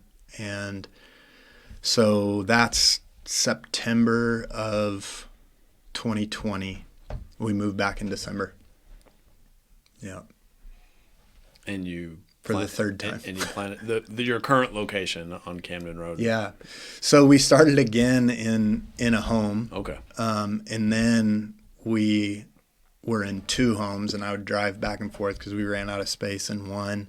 Then we met for a while in the foyer of a funeral home, basically. Interesting. Not a very attractional church. Definitely not a Buddy Jesus. A lot of flowers to hang out. Yeah, it was weird. Good floral arrangement. And then we ended up in that location. It was a church that had 2 sites. They were closing down one site, and we ended up being able to go into that building November of 21. So it's just as COVID was, like, the lockdowns and starting to wind down. Yeah, that's right. It was right around that time because we had done stuff either in homes or outside. We met at RHF a couple times, and then in parks and stuff. Yeah. Yeah. Okay. Yeah. Another great organization. Yeah, they're phenomenal. So do you think that this is... It's been a few years now. Yeah. Do you think this is it? I hope so. I've really learned. I've learned. But you know better. we've had 18 addresses in almost 21 years of marriage. So I've learned better than to say. But our hope, our desire, what we're asking the Lord for, is I love developing church planners and sending people.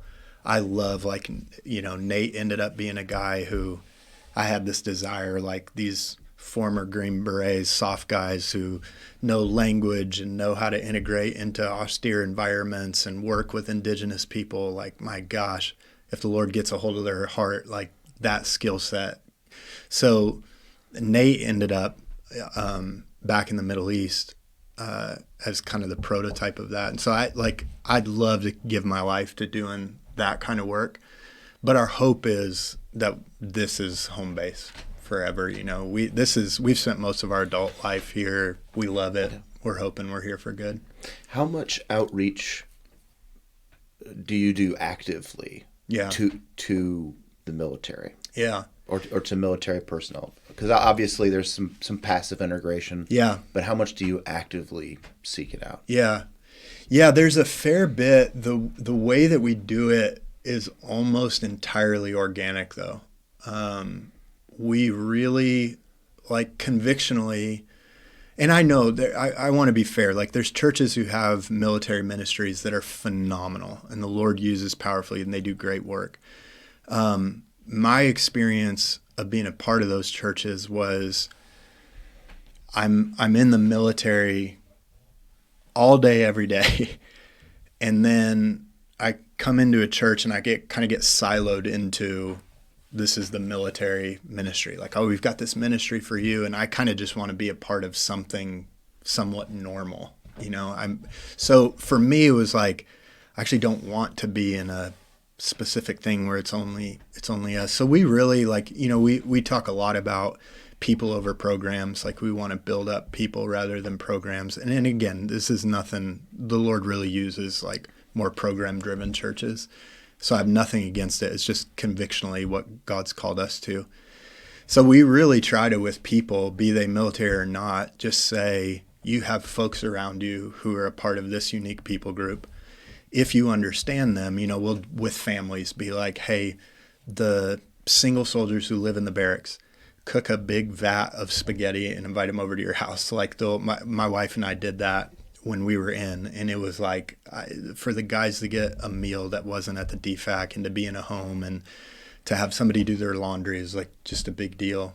And then we even with like the guy Blake who came, pastor from Oklahoma, who came to help start the church with me, never been in the military, didn't have family in the military. And I told him, because there was like, am I going to be able to pastor in this environment? And I was like, 100% if you will own the fact that you don't get it.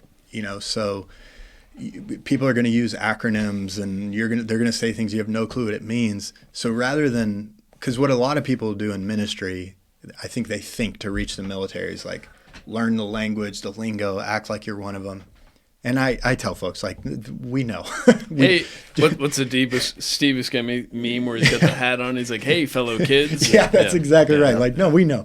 And it's actually endearing when somebody is like, I don't know what BCT is. Like, what are you talking about? It's endearing. It's kind of humanizing. It's like, oh yeah, not everything is military. So I told him. You mean people being authentic and being who they genuinely are? Yes. So like, this is a big deal.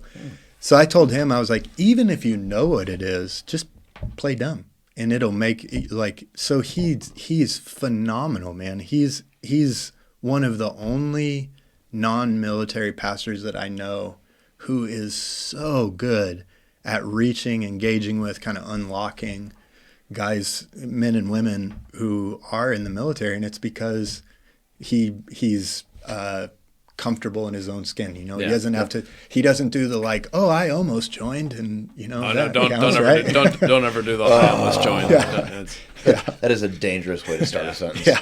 It's not, service members can smell authenticity from a mile away. Yeah. If that's what it is. He's one of the most authentic guys I know, and it's endearing. We have talked with service members from all branches and all walks of life, except the Space Force, because they're not real. It doesn't exist. And they have found their way into different things, whether it's owning their own business, writing books, whatever the case is. What things do you think? Skill sets or experiences that you had during your time in service have helped you over the years of organizing, founding, churches, getting the outreach going. What skill sets or selling corporate insurance? Yeah, that stopped real quick. Yeah, I was like, this is miserable. Basically, what things that you took from your military experience have helped you? Yeah. Since? I do think that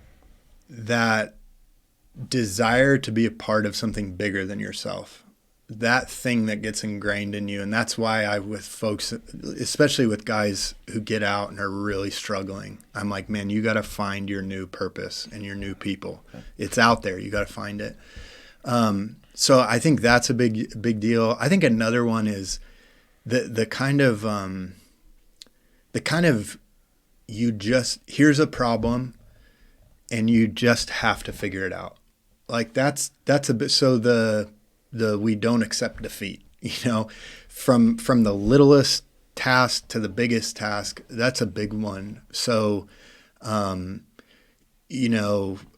think another thing being, it was never an option to tell a senior enlisted guy or an officer, like, I don't know. And then that just be the end, like, oh, I don't know how to do that, or I don't know what you're asking for. It's like, so it like never crosses my mind to just be like, well, I don't know how to solve this problem. So, and what I realize is that little thing that thing that's in, certainly not every military guy, but most military guys, like, I will figure this out somehow, or I will find someone who knows the answer. That thing that I feel like is just normal, I've realized that that is not a normal trait. And what I tell guys who are getting out is like, that's your thing. Like, you can learn anything. You can be taught anything. It's what I try to tell, like, civilian employers. Like, if you will find a guy who has that thing, that just, I will figure this out, or I will find someone. I'm not just going to stare at you and be like, I don't know, or you teach me. They know how to find information. They know how to implement solutions.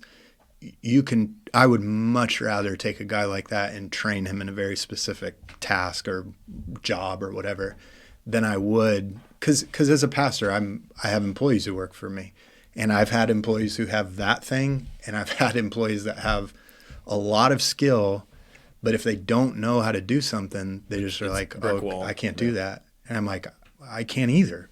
I'm telling you, because I don't, like, go find the information. It's out there. There used to be a website called, here, let me Google that for you.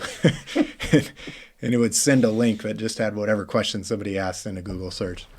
Brilliant, passive-aggressive website that I've used far too many times. But I think that's a big one that so many military folks have. And I think, that's what I want folks to know. Like, you may not have the specific job set or skills, but man, you have some soft skills that just can't be figured taught. Yeah. And when in doubt, just beat something with a blunt object. Yeah, that's right. Until it does what you want it to do. That's exactly the old size 12 adjustment. Yeah. There are a few things in life that speed and force isn't the answer for. Well, John, thank you so much for sitting down with us this evening. Before we wrap this up, if you could go back to kind of knowing your entire youth that, you wanted to join the military and you wanted to break the mold and be the one guy that joined the Army out of the family. Well, when you couldn't fly, of course. Yeah. To boots on the ground and taking contact in Afghanistan, to seeing your career broken very, very quickly, or very, very early on, to all the troubles that you've had, since then with traumatic stress and TBI and all those things. If you could go back, would you do it all again? Yeah, I would. Yeah, I would.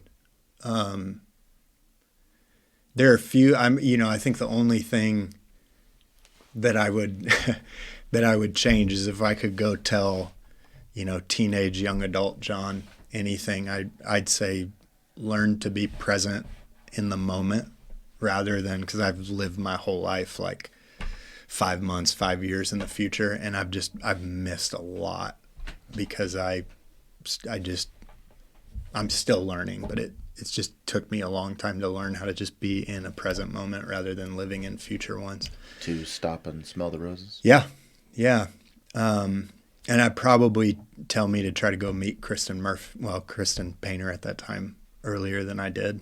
But, all that pain, all the difficulties, the trials, it's like we're refined through suffering.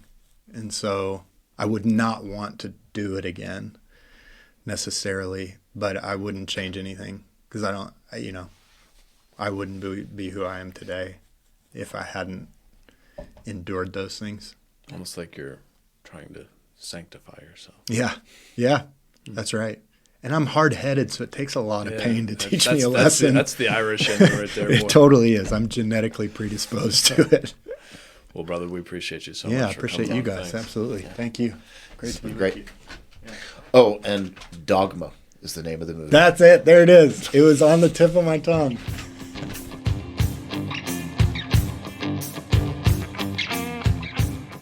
So, Dan, what did you think?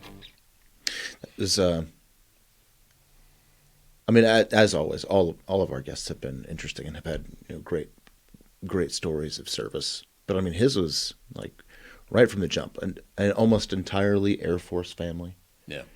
And his dad was Marine. A Marine aviator. Yeah.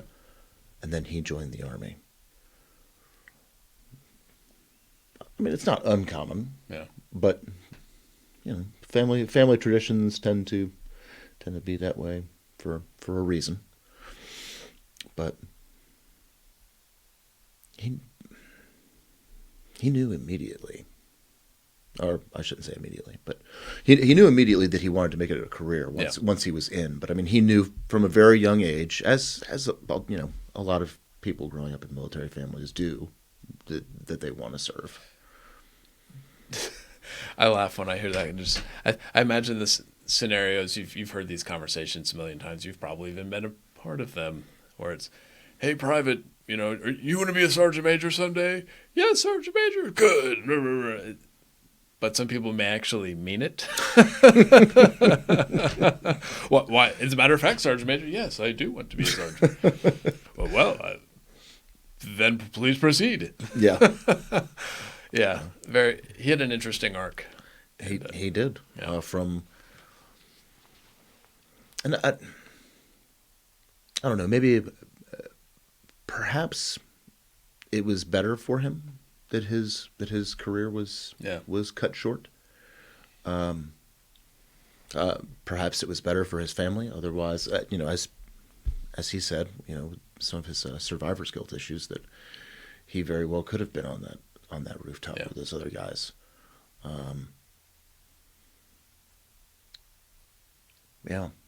But he was already struggling a bit before those guys deployed. Yeah. So yeah. Another recurring theme on the show. Yeah. And he was very clear that he did not. He was able to realize like what he was going through, but he did not know like how to express it. And he talked about how he and his wife were just going past each other. Ships passing in the night. Yeah. And he thought that he was doing things, the best way that he knew how, and she was, misinterpreting him. Yeah. And his, I don't know, I don't think stoic silence is the right way to put it. I mean, that's pretty accurate, though. Yeah. He is a good example, I think, of why the shift in talking about mental health in the military has, and I mean, society at large really, has gotten so much better, the stance on. Yeah. It's culturally more acceptable. Yeah. Yes. I won't say that the stigma is gone completely, but it has certainly gotten better than it was 20 years ago. Yeah. Some of the things he said he was experiencing, feelings, are almost verbatim of what I went through for a long time. Yeah. Almost verbatim. So I certainly understand. Yeah. I am glad that he found his calling, and that it was not in corporate insurance. Like I said to him, he could have been Jake from State Farm. Probably not with that beard. I don't think. Not with that beard. That's true. But I mean, we've talked with people who have found their calling in a variety of different ways post-service, and he has found his. Yeah. When we talked to Scott Jones. You mean Dr. Jones? Dr. Jones. Dr. Scott Jones. He still hadn't quite come to I guess the realization of what his calling was, even though you and I we nailed him on it right there. Yeah, we nailed him on it right there. But he still hadn't kind of come to grips with that himself. And he had been out of the service for quite some time. Yeah. Yeah. And had done so many different things. I'm glad that John found his calling sooner. He's still a young man. Oh yeah, despite the beard. Yeah. As as the expression goes. He's out there doing the Lord's work. And in his case, literally. yes. So, awesome. Yeah. Yeah. Thanks for coming on, John. We appreciate you. Yeah. All right, you ready? This is our last free fire area of the calendar year. Yes, I think so. Depending on how the calendar plays out. And, yeah. We do use the Gregorian calendar here, no Julian calendars. That's a whole other discussion for another day about the calendars. All right. If you could have one, think along the lines of superheroes, if you could have one superpower, and this can be original or you can rip off of another superhero, whatever, but what would your superpower be? Haven't we talked about this before? I have had a lot of knocks to the head, so I don't remember. If so, it was so long ago that it's like a reset. And maybe we have talked about it over whiskey and cigars on a back porch or something. Me? Not on your back porch. You don't have chairs. I guess, I mean, flying would be pretty cool, but, I mean, other than transportation, what does that really get you? Would you need a passport if you had flight? Could you just fly to a different country? It depends on if you can do it clandestinely or not.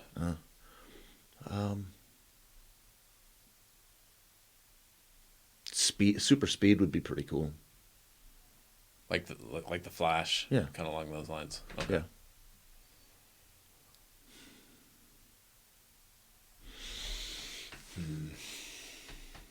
That's tough.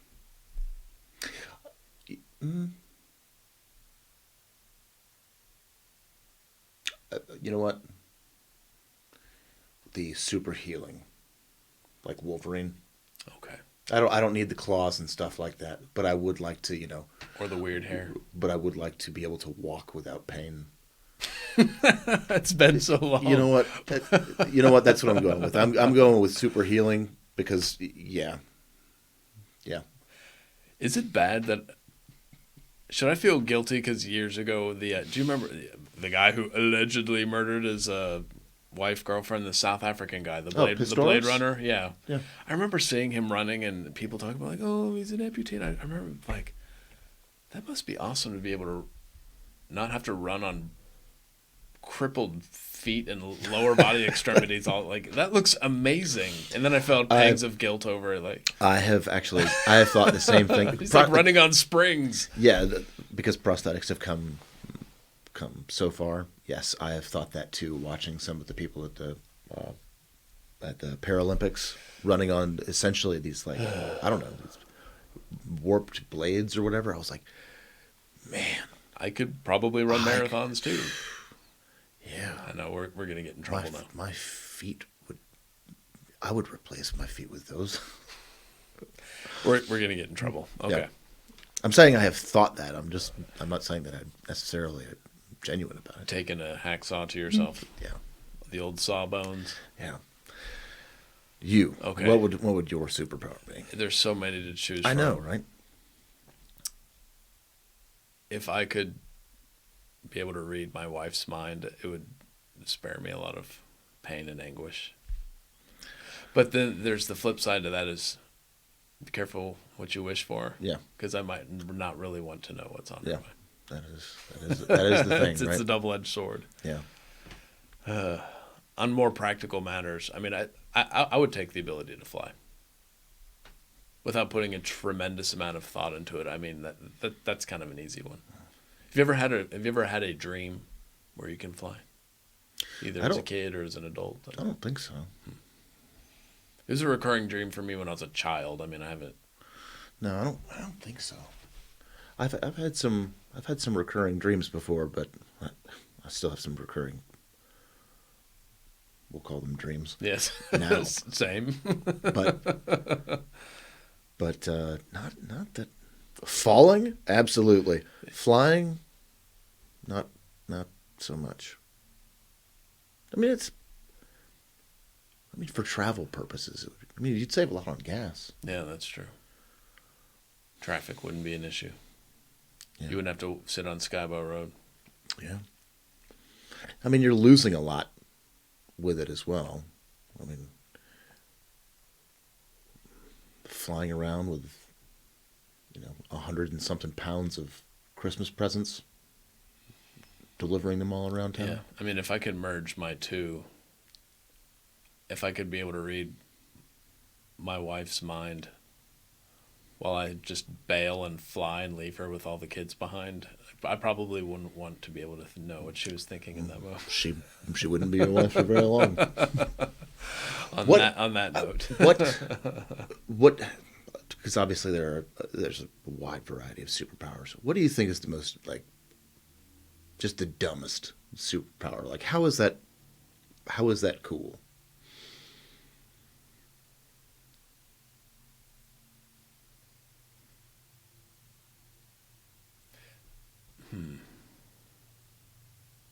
I mean, in the pantheon of fictional superheroes, I'm sure there's some really silly ones that have come along the way. I mean, I think the Fantastic Four, most of those are pretty. Not the Invisible, that's pretty cool, but the stretchy one, that's kind of dumb. The Thing is just a rock man. That's pretty dumb. I think Mr. Fantastic, Mr. Stretchy Guy. I don't know. That could have its purposes. I couldn't bring myself to call him Mr. Fantastic. Yeah. I always thought it was ridiculous that Iron Man was a hero. Because he's just wearing a suit. Anybody can do it. I mean, so he's Batman. He's a really rich guy with cool toys. With cool gadgets. Yeah. But other than that, I mean, he's suave. He's debonair. But other than that, Cyclops, being able to... the dude can't take his glasses off because he'll just, burn up anything that's in front of him because he's got uncontrollable laser eyes or something like that. So he puts on these special glasses that allow him to decide to shoot laser bolts from his eyes. What is that good for? Are you questioning the judgment of Professor Xavier? Yeah. Professor X has showed that he has poor judgment for about a century. So, yeah. Fair. Tough, but fair. Yeah. Tough, but fair. Yeah. So, I don't know. I always thought that one was kind of dumb. Fair. Yeah. On that note. Yeah. Thanks, everybody, for watching and listening. We're on all the social medias, so please check us out there. We like to capture these episodes in bite-sized forms and release them there. We also meme, or at least we try. Yep. On all the audio platforms, YouTube, Rumble. Yep. All the social medias, you'll find Roger doing his thing over there because I don't deal with that stuff. It's the devil. So you have me to blame for all the terrible memes. If you like what we're doing, like the video, comment, subscribe. Feed the algorithm, y'all. Feed the algorithm. Leave a review if you're listening on the audio platforms. Yeah, that helps. It all helps y'all. Just engage with the material. We work pretty hard on it, and we think it's a good product. So. And as you said, that this is probably our last interview of the year. If you are a veteran or you know a veteran, and you would like to come on the show, or you would like to have them come on the show, you can email us. You can go to our website, tracerburnout.com, and there's a contact us little button link thingy there. And if you're interested in coming on the show and sharing your story, or maybe a relative or a neighbor, you can reach us there too. Perfect. So we'll see y'all in a few weeks for the Christmas special. Yeah. But in the meantime, your service matters.